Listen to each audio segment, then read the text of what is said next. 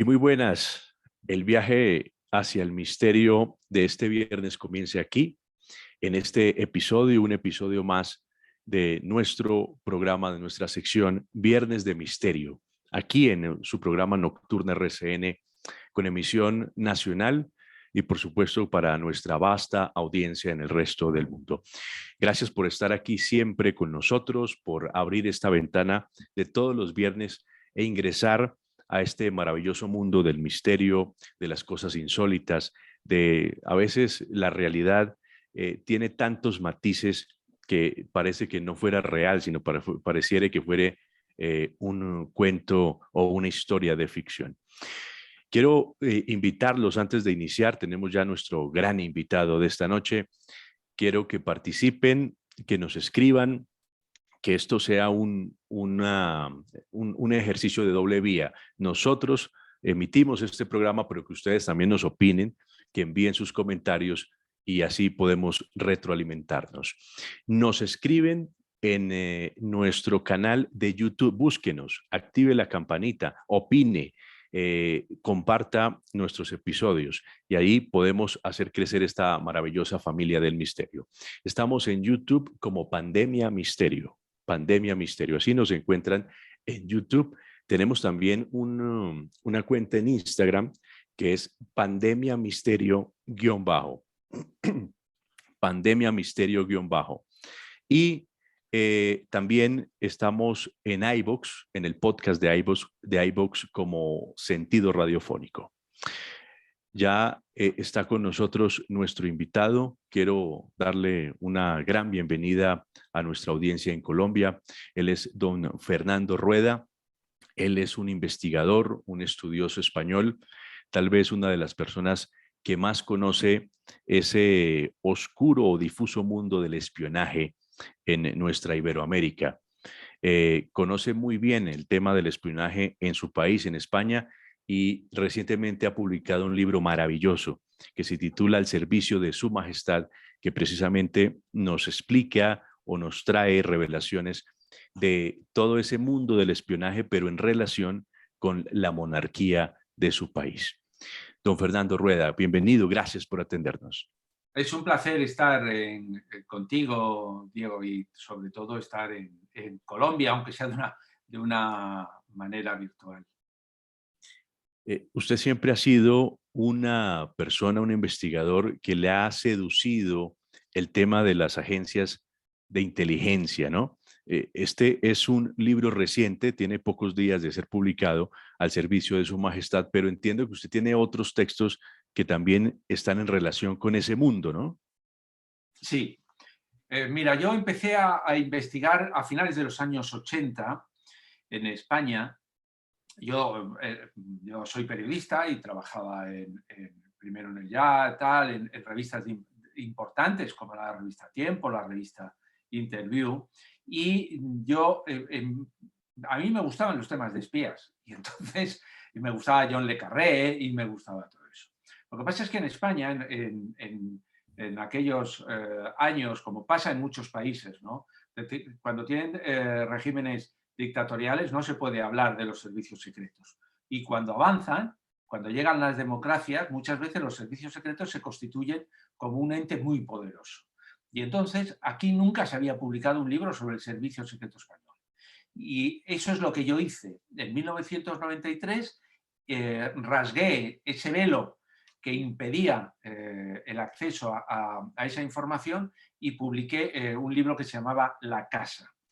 Ese libro fue, bueno, no solamente abrió digamos, la ventana para que todo el mundo pudiera investigar, ¿no? Sino que por primera vez se demostró algo importante, y es que la información sobre los servicios secretos se puede dar, se puede publicar. Hay determinadas cosas como operaciones en marcha que nosotros, los periodistas, no debemos publicar, pero otra mucha que sí se debe hacer. Bueno, pues desde el 93 hasta hoy, al servicio de Su Majestad, son ya 17 libros. La inmensa mayoría son libros de investigación, aunque también he publicado algunas novelas como La voz del pasado o El regreso del lobo. Bueno, algunas novelas también sobre el tema del espionaje. Claro, ha pasado mucho tiempo y como usted bien dice, lo que hace 50 años fue secreto, pues ahora lo sigue siendo, pero ya no tiene tanto peligro revelarlo. Entonces usted accede a esta información y la publica, pero como usted dice, rasgar ese velo no ha tenido su costo, de pronto como persona, como temas de seguridad, no ha tenido un inconveniente de ese estilo. Sí, ha tenido muchos. Porque, por ejemplo, en el libro de ahora, Al servicio de su majestad, tiene una parte, digamos, más histórica, ¿no? Que la parte incluso, fíjate, hablamos del general Franco, el dictador que estuvo en España durante un montón de años. Luego hablamos de la democracia, tema que ha pasado ya 40 años del inicio de la democracia en España. Pero también menciono y hablo de los temas que han pasado ahora, de los temas que han pasado, que están pasando, que han pasado hace 5 años y que han pasado hace 10 años. A los espías muchas veces no les gusta que hables ni de los temas, ni siquiera de los temas de hace 15 o hace 20 años. ¿Por qué? Porque cuando tú ves la foto de la realidad de tu país, ves una foto bonita, con gente bien vestida, con gente bien elegante, pero si subes el suelo, por decirlo de alguna forma, y ves las alcantarillas, ves que eso que está ocurriendo, que nos han contado, que es la historia de nuestro país, de vuestro país, de Colombia, de España o de Argentina o de cualquier país, esas alcantarillas han hecho que las cosas funcionen de otra forma. Entonces yo a lo largo de todos estos años de publicar libros, pues bueno, pues he sufrido presiones de los espías, he sufrido que hayan entrado en mi ordenador para llevarse y para saber lo que yo estaba escribiendo, he sufrido seguimientos, he sufrido de alguna forma un control, ¿no? Ellos siempre se amparan, ¿no?, en que no es que sigan al periodista, sino que lo que buscan es las fuentes que tiene ese periodista y que podrían incluir en un delito de revelación de secretos si de alguna forma te cuentan aquello que ellos han conocido dentro del servicio secreto. Pero al final es control. Claro, porque es que si algo hemos aprendido de la historia es que estos servicios de inteligencia no tienen hígados, o algunos, o bueno, yo diría que todos. Entonces, estar uno en medio de esa espada y de esa pared, pues no deja de ser muy peligroso. Por eso mi pregunta, Fernando. Sí, yo tengo un programa que ya sabes, que tengo un espacio dentro de un programa que se llama La Rosa de los Vientos, que también que tenemos también mucha gente que nos sigue del programa de misterio como el tuyo y tal. Y ahí, poco a poco, porque claro, yo empecé con el Servicio Secreto Español y luego he ido evolucionando a otros servicios secretos, ¿no? Y uno de los temas que algunas veces he tratado ha sido, por ejemplo, el Servicio Secreto de Colombia y sus actuaciones en Colombia. No puede O ser. Qué porque interesante. es que es un tema absolutamente, quiero decir, no es que yo vaya a aportar en esos temas grandes cosas, ¿no? Pero yo creo que cuando hablas del mundo del espionaje, cuando hablas del mundo de los secretos, te das cuenta en muchas cosas que los servicios secretos funcionan de una forma similar en todo el mundo. Muchas veces hay una cierta tendencia a decir, bueno, en determinados países es que son más salvajes. Por ejemplo, los servicios secretos rusos, ¿no? En el servicio secreto ruso ha habido uno que estaba en la estación en Alemania, que estaba de tapadera en la embajada rusa en Alemania, se tiró hace un mes desde la parte del edificio y se mató. Claro, se creía que era un diplomático y luego era un espía, ¿no? Y entonces se cuentan muchas historias, pero entre otras historias se le implican en crímenes, en asesinatos cometidos por el servicio secreto ruso fuera de su territorio.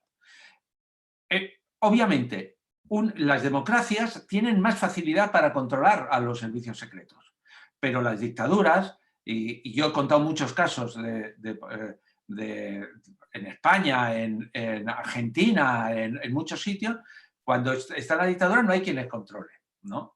Entonces, ¿qué es lo que ocurre? Y que es una de las cosas que yo cuento en Al servicio de Su Majestad, que el que está en el poder lo que quiere es controlar a los servicios secretos y tenerles a que le hagan los favores a él. Porque al final, sí, yo soy muy demócrata, pero es que cuando descubres de lo que son capaces los servicios secretos, los gobiernos se entregan porque, claro, les dan muchísimas facilidades, ¿no? Claro, y es que la base de sostenerse en un poder o de tener control en un gobierno, llámese como lo queramos llamar, pues siempre ha sido tener conocimiento de lo que sucede en nuestro alrededor. Eso viene desde la antigüedad, vimos los emperadores, vimos a reyes y en la actualidad no solo al tema que vamos a conversar en esta entrevista que tiene que ver con la realeza española, sino también con los presidentes de cualquier país del mundo. Entonces, esto es un tema muy importante, el tema del conocer qué es lo que sucede y qué es lo que se susurra cerca en esos entornos de un presidente o de un rey.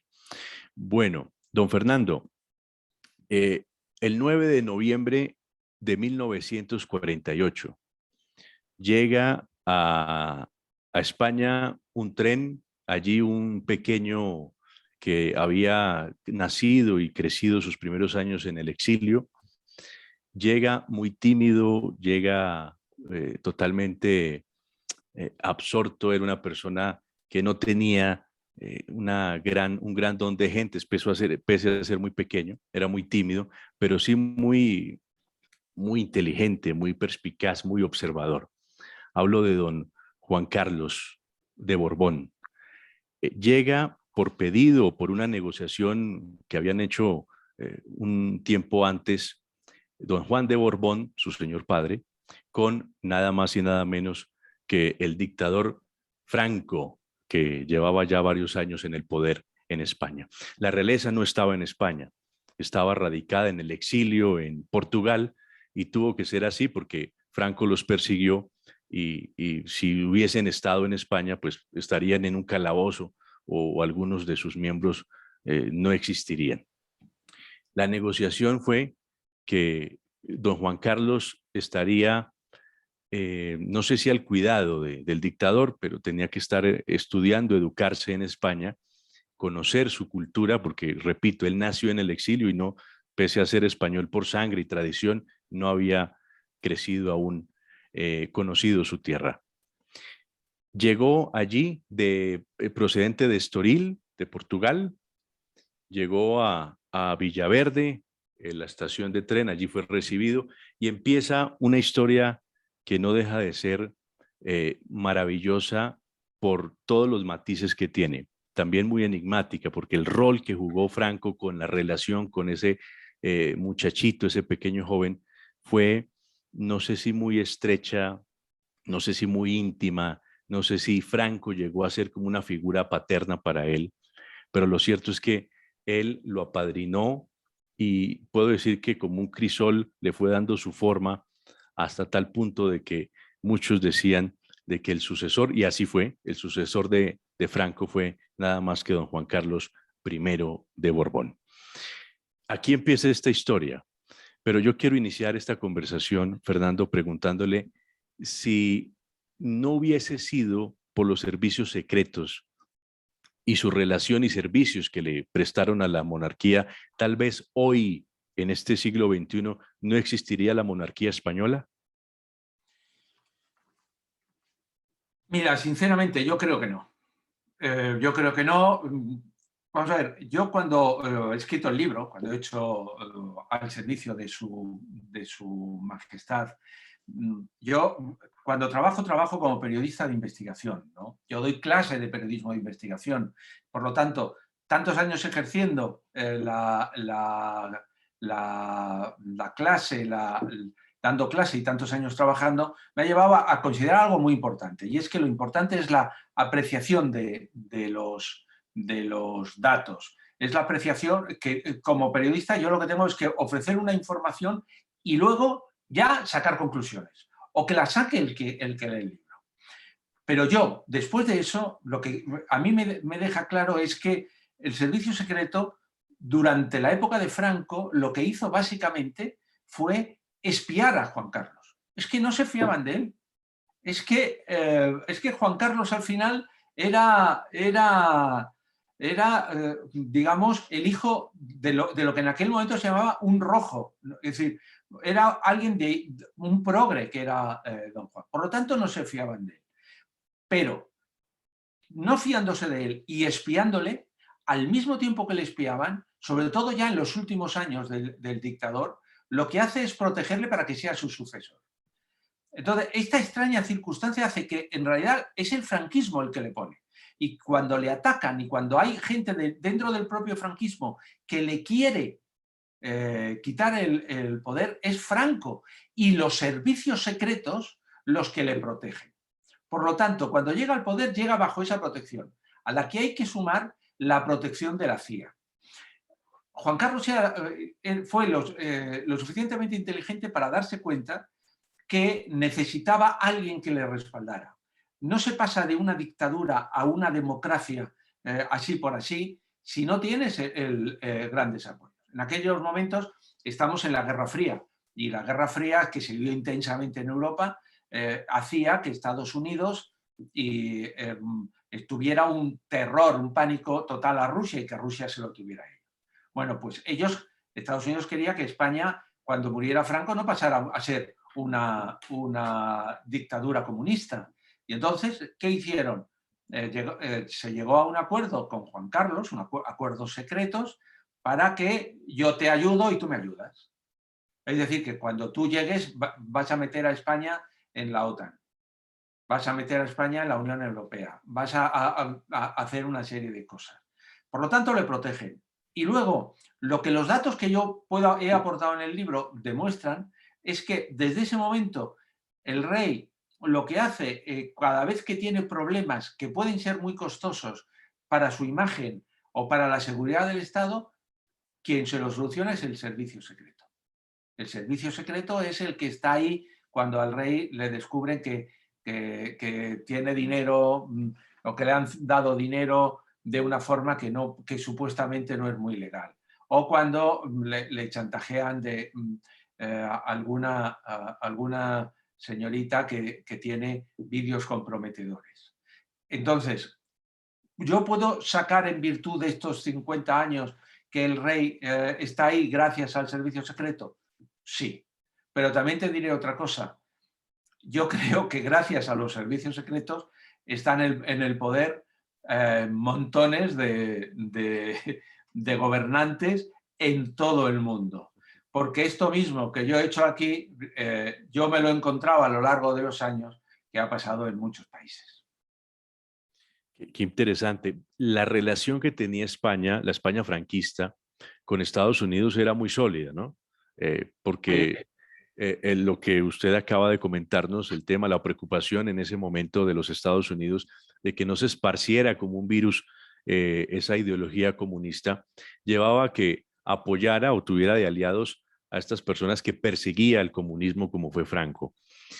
Entonces, en ese punto de quiebre, cuando Franco fallece y sube al trono Juan Carlos I, lógicamente Estados Unidos tenía que también tener ese control con el rey entrante y ahí entonces usted nos cuenta que la CIA jugó un papel importante, no solo el servicio secreto español, sino también la CIA desde muchos años estuvo muy presente en la vida de Juan Carlos, el rey. Sí, pero fíjate que el papel que juega la CIA en la transición española está absolutamente documentado. Yo lo explico en el libro, ¿no? Es que en Estados Unidos están preocupados por esa transición, en Estados Unidos quieren que esa transición se haga como tú has dicho, yo he mencionado, sin que lleguen los comunistas aquí, Y entonces el presidente Nixon manda a su enviado especial en secreto para, digamos, todo el sur de Europa y el norte de África, que es Vernon Walters. Vernon Walters es un general que habla español perfectamente y que se reúne con Franco y le dice a Franco, bueno, tenemos que pensar qué vamos a hacer, más o menos, pero así un poco bruto, le dice, cuando usted se muera, ¿no?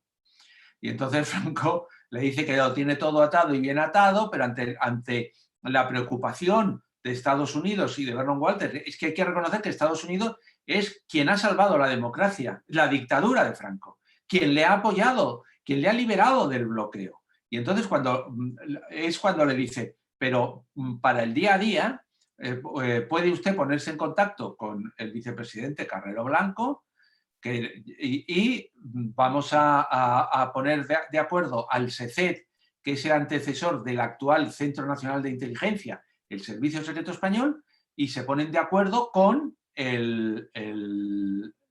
la CIA. Y entonces la CIA y el SECET organizan la transición. La CIA y el SECET ponen en marcha, de alguna forma, esa transición protegiendo totalmente al rey. Lo que pasa es que es verdad que entre medias ocurren cosas como que Marruecos invade el Sáhara español. El Sáhara es algo que era un territorio español en el norte de África y que Hassan II, el rey de Marruecos, aprovechando que Franco está muerto, hace una invasión para quedarse con el Sáhara. Bueno, en realidad esa es una operación de Estados Unidos, que prefiere que el Sáhara esté en manos de Marruecos y entonces hacen una operación en la cual apoyan y en la cual tienen información que les pasa el entonces príncipe Juan Carlos y de alguna forma ellos saben que Juan Carlos no se va a oponer porque Estados Unidos quiere todas esas cosas. Es decir, yo lo interpreto como, vale, yo te apoyo, pero tú me vas a ir pagando algunas cosas. Y una de los tickets que me vas a pagar es que el Sáhara se lo quede Marruecos. Es decir, que podemos deducir que, bueno, pues Franco sabíamos la personalidad que tenía Franco y que no era una persona fácil de influirle en sus decisiones. Pero estamos hablando de una superpotencia como Estados Unidos. Podríamos decir o deducir que el sucesor de Franco fue Juan Carlos I por petición de los Estados Unidos. Yo hasta ahí O, no llegaría. No, quiero decir, yo creo que Franco tenía claro, cuando tú lo has narrado muy bien, el libro arranca precisamente de la llegada de Juan Carlos cuando llega a España con 10 años. No es ni príncipe ni en nada, es el hijo de don Juan. Y entonces, ¿por qué le traen aquí? Bueno, pues le traen porque don Juan piensa que eso puede ayudar a su hijo a ser en el futuro rey. Pero es don Juan el que quiere ser el rey. Y Franco pacta con él esto de alguna forma porque dice, bueno, quizás, estamos en el 48, quizás en el futuro pueda ser mi sucesor, pero para eso le tengo que formar yo, le tengo que controlar yo, le tengo que educar yo. Es decir, no le educa a él, pero sí él participa en quiénes son los que le van a educar. Es verdad. Y le lleva a la Academia General de Zaragoza. Así hace 2 años en la Academia Militar, 1 año en Marina, en la Armada, otro año en el Ejército del Aire. Es él el que le forma. Y cuando llega el momento de la sucesión, es él el que decide que sea Juan Carlos. Obviamente, cuando él toma la decisión, seguro que piensa que va a contar con el respaldo de Estados Unidos. Pero Franco tenía muy buenas relaciones, pero Franco era un dictador que se guardaba sus parcelas para sí mismo. sí, hay un episodio que personalmente siempre me ha llamado mucho la atención y pienso que nunca sabremos la verdad, o tal vez más adelante, o tal vez usted ya la sepa, don Fernando, pero eso será tema de otro libro. El hermano de Juan Carlos, el infante que fallece, y dicen que en un accidente muy lamentable con un arma de fuego, que si no es parte de la leyenda, es un arma que Franco le regala a Juan Carlos. dicen algunos, y que en una escaramuza, en un juego que tenían, ocurre el accidente, un disparo, y muere Alfonso de Borbón, el hermano de Juan Carlos.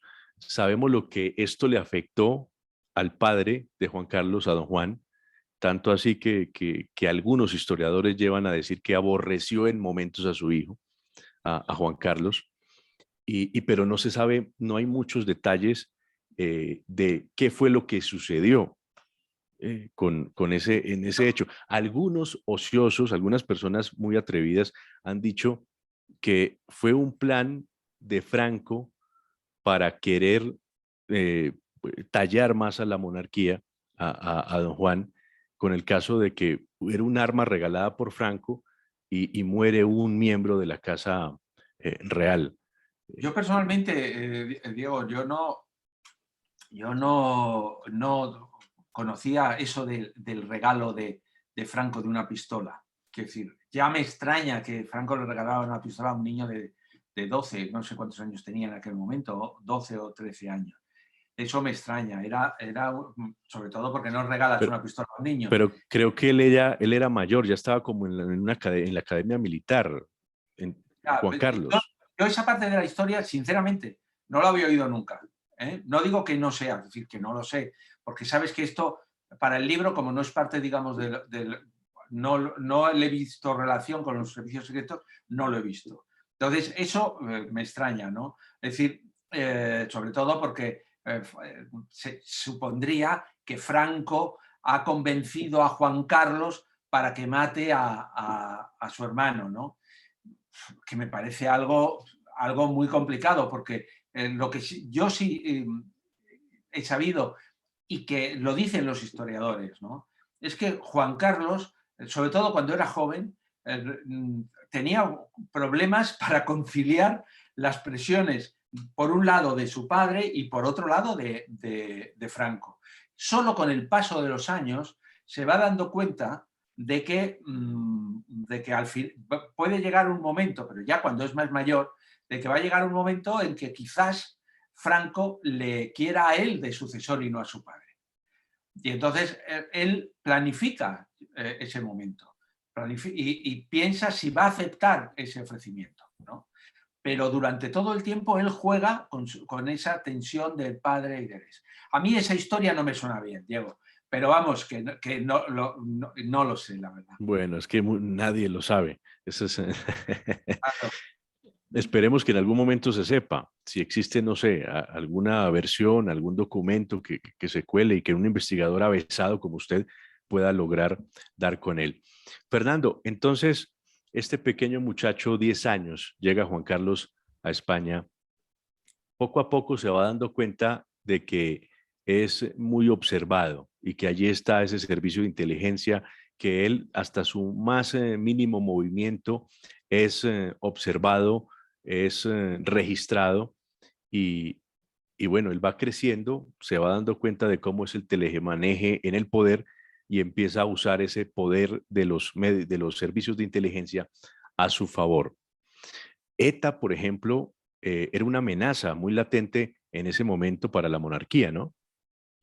Sí, para la monarquía y para todo. Quiero decir, ETA es curioso porque ETA durante el franquismo su actividad fue escasa. Mataron al presidente del gobierno, que eso fue una gran hazaña, ¿no? Pero en realidad el número de asesinatos durante el franquismo fue escaso, fue muy escaso. Es decir, que ETA cuando empieza a matar es precisamente cuando llega la democracia y cuando llegan los derechos, los vascos empiezan a recuperar sus derechos. Pero obviamente sus objetivos de siempre, uno de sus objetivos principales tenía que ver con hacer daño a la jefatura del Estado. Era la monarquía, era lo que ellos podían visualizar como la opresión del Estado. Entonces ellos, desde muy pronto, ya durante el franquismo, ya hay pruebas, porque ahí eso sí se tiene y se conocen, de que investigaron al príncipe Juan Carlos, a la princesa Sofía, con intención de o secuestrarles en un primer momento, porque ellos estaban muy obsesionados con dos motivos al principio, con obtener dinero y otra con liberar a los presos que tenían en la cárcel. Entonces, contemplaban el asesinato de la familia real, pero también contemplaban el secuestro. Lo que pasa es que a lo largo de la historia, no solo del franquismo, sino posteriormente, es verdad que ETA ha estado muy penetrada. Es decir, ETA ha tenido muchos topos que en determinados momentos, cuando tenían esas operaciones en marcha, pues alertaban a la policía española o a la policía francesa de que se iban a cometer esos asesinatos. Yo cuento en el libro, porque claro, el libro lo que tiene es que es una lectura que cuando lo vas leyendo vas comprendiendo las cosas, ¿no? ETA intentó, yo solamente cuento algunos casos, pero intentó montones de veces asesinar al rey, incluso a su hijo, cuando era un joven príncipe Felipe. ¿Esto qué hace? Esto hace que la imagen que el rey tenía de alguien que está permanentemente intentando matarle, pues no debía ser buena, sino más bien todo lo contrario, ¿no? Esto yo lo vinculo con la creación de los GAL. En España hubo el GAL, que eran los grupos antiterroristas de liberación, que fue unos grupos que se crearon en la época de Felipe González y que el objetivo era como Francia no colabora en la persecución, pues entonces vamos a cometer atentados contra etarras en el sur de Francia para que el gobierno francés reaccione y se dé cuenta de que España es una democracia y que hace falta que la apoye. Entonces, ¿quién sabía que se había creado el GAL? Claro, porque hubo ministros socialistas en la cárcel, nunca se pudo demostrar judicialmente que Felipe González lo conociera, aunque yo creo que era obvio que un ministro no monta un grupo para dar caña a los etarras sin la autorización política, pero luego, cuando encuadras esto dentro de los servicios secretos y de la lealtad absoluta que tenían los servicios secretos al rey, al cual se lo contaban todo, te hace sospechar que realmente el rey estaba al tanto también de la creación y de las acciones de los GAL, ¿no? Qué interesante. Estamos conversando hoy en Viernes de Misterio, en esta sección de todos los viernes de Nocturna RCN, con el gran escritor, el investigador, el periodista Fernando Rueda, que nos está dando a conocer una investigación reveladora, un nuevo libro que se titula Al servicio de su majestad. Esa trama, ese entramado, esa relación que ha existido entre la monarquía española y el servicio de inteligencia, no solo de su país, de España, sino también de otras partes del mundo. Por ejemplo, la CIA también tiene allí su papel protagónico. Síganos en YouTube como Pandemia Misterio en YouTube. Nos pueden buscar en Instagram como Pandemia Misterio_ y también nos pueden visitar en el podcast de iVoox como Sentido Radiofónico. Bueno, Fernando, ¿qué podemos decir ahora? Juan Carlos I abdica en el año 2014. Su hijo Felipe toma el nombre de Felipe VI, sube al poder. ¿Cómo ha sido la relación de este servicio de inteligencia con Felipe VI? Sí. En realidad este libro, el libro de Al servicio de su majestad, es un libro en el cual el sello, que no sé si se ve o no se ve, es el sello del CNI. ¿Por qué? El CNI es el Centro Nacional de Inteligencia. El Centro Nacional de Inteligencia, Español. que son los espías españoles que lo hacen, ¿no? Y se habla en el subtítulo de 50 años de conspiraciones, manipulaciones y ocultamientos. Hay que tener claro lo que dices para poder incluir en una portada del libro el CNI y poder incluir lo de manipulaciones y todo esto. ¿Para qué está un servicio secreto? un servicio secreto en todos los países está para informar al gobierno de todo aquello que le puede ayudar a tomar sus decisiones. Eso es una definición que se debería aplicar en todos los países del mundo. Para eso están. Un gobierno tiene que tomar una decisión, el servicio secreto le da esa información necesaria. Pero también está para ayudarles, aunque esto no les gusta contarlo, no les gusta decirlo a ninguno, está para ayudarles cuando son atacados o corre peligro la seguridad nacional. El problema es el criterio. ¿Qué significa seguridad nacional? La seguridad nacional es un concepto muy amplio que depende de todas las cosas.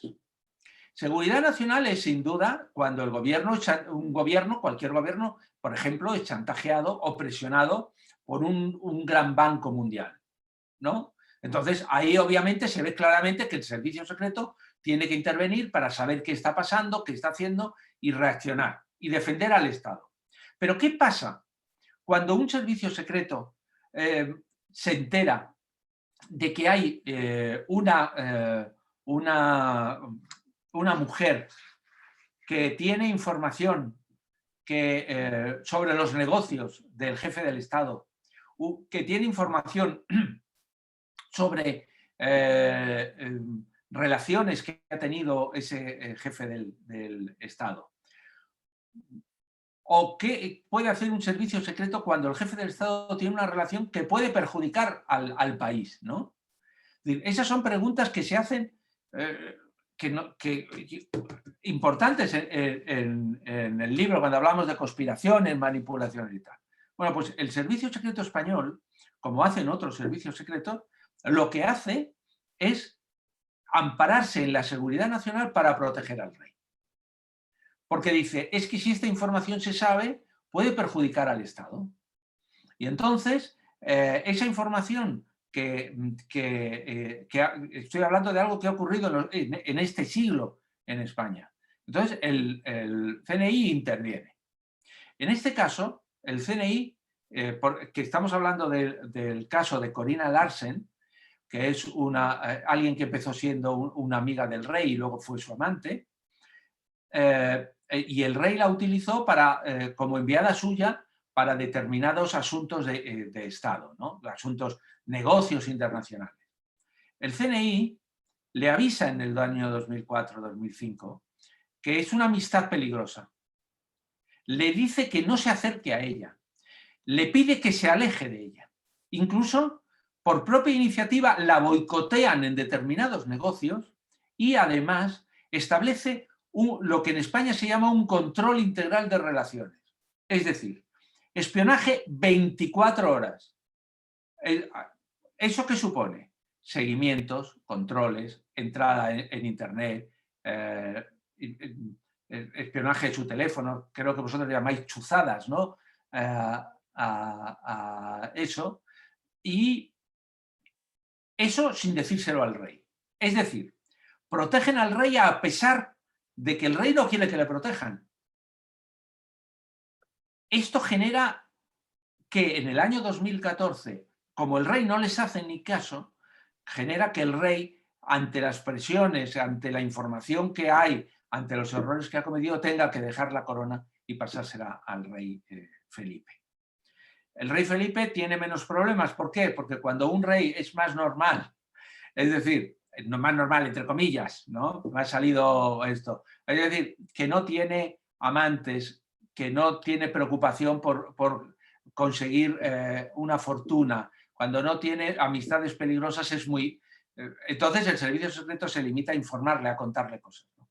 Pero es que en España durante montones de años el servicio secreto ha tenido que actuar y ha protagonizado la vida del rey. Por eso, en el servicio de su majestad, el sello, la imagen, es la imagen del Centro Nacional de Inteligencia. ¿Por qué? Porque son los que han permitido, los que han facilitado que todas esas cosas ocurrieran. Entonces, Felipe VI ha tenido una vida más organizada, menos arriesgada, con el tema de un amante, con el tema de una aventura. Entonces ha sido un poco más tranquila su reinado, ¿no? Desde el 2014 hacia acá. Sí, sí. Es decir, normalmente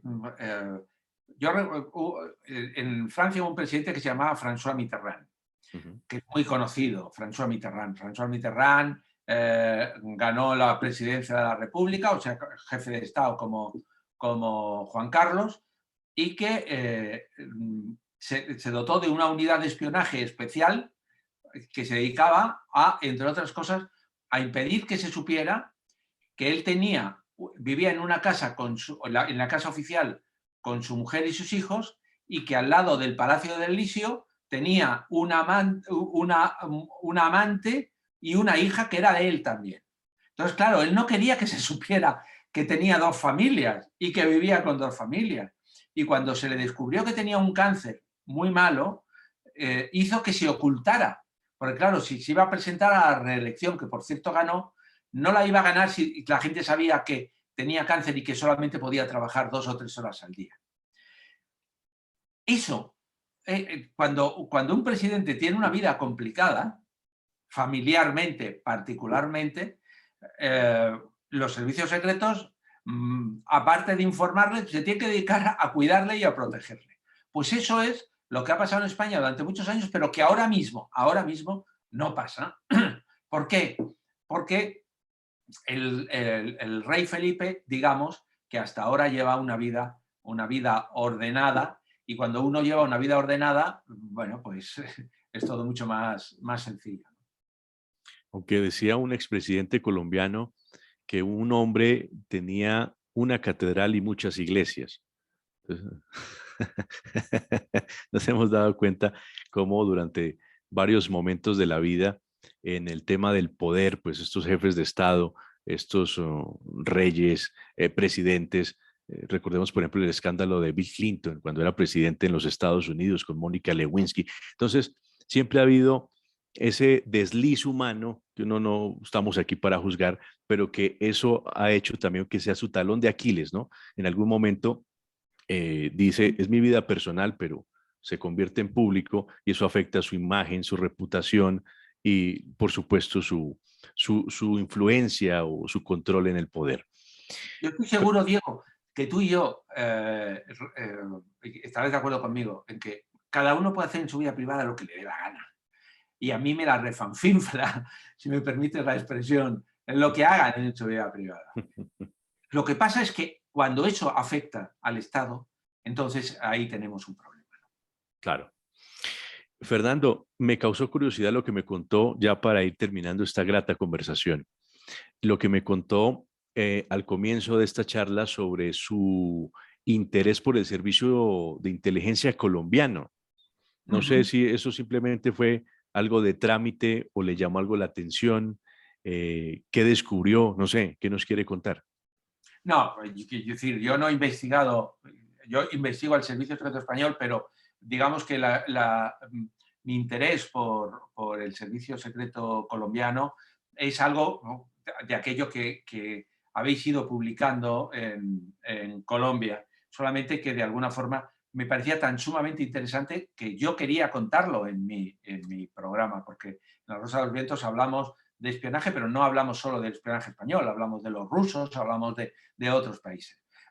Entonces, yo creo que Colombia, el Servicio Secreto de Colombia, ha tenido durante muchos años, sobre todo a partir del tema de la guerrilla y de las luchas contra en aquellos años, ha habido un servicio secreto que se convirtió en mucho más que un servicio secreto, ¿no?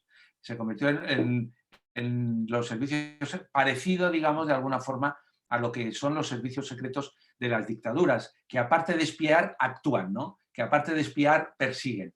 Entonces, a mí eso me llamó muchísimo la atención. Y sobre todo cuando hubo determinados momentos en los que no estaba claro si actuaban por su cuenta o actuaban al servicio de determinadas personas del gobierno, ¿no?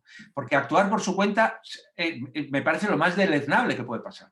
Porque un servicio secreto tiene que estar controlado por el Estado. Pero es que también me parece deleznable que se pudiera dar la posibilidad de que algunos gobernantes les encargaran al servicio secreto determinadas misiones que estaban alejadas de lo que yo consideraba unos principios éticos y unos principios razonables. Y luego utilizarlo no para labores de Estado, sino esas cosas de espiar a políticos. Quiero decir, eso me parece absolutamente impresentable. Muy bien. Don Fernando Rueda, nuestro invitado esta noche en Viernes de Misterio. Fernando, al servicio de Su Majestad, su más reciente libro, me imagino, se consigue en las librerías en España. Si alguna persona en América lo quiere conseguir, lo puede consultar, ¿cómo lo consigue? Yo creo que a través de la versión digital eso llega a todo el mundo, ¿no? Y luego y luego ya el papel, no sé si llegará, pero si llega ya sabéis lo que pasa. Siempre llega un año tarde, es decir, del país. Pero la digital, y yo creo que Amazon y tal, ahí sí que lo pueden encontrar. Perfecto. Viernes de Misterio. Búsquenos en YouTube como Pandemia Misterio, en Instagram Pandemia Misterio-bajo y en iVoox nuestro podcast Sentido Radiofónico. Fernando Rueda, es un placer, una charla muy agradable y yo sé que nuestros oyentes se sienten muy a gusto con esta gran conversación y por supuesto vamos a consultar juiciosamente su libro. Gracias Fernando por esta invitación, por haber aceptado esta invitación. Muchas gracias. Y le mando un abrazo.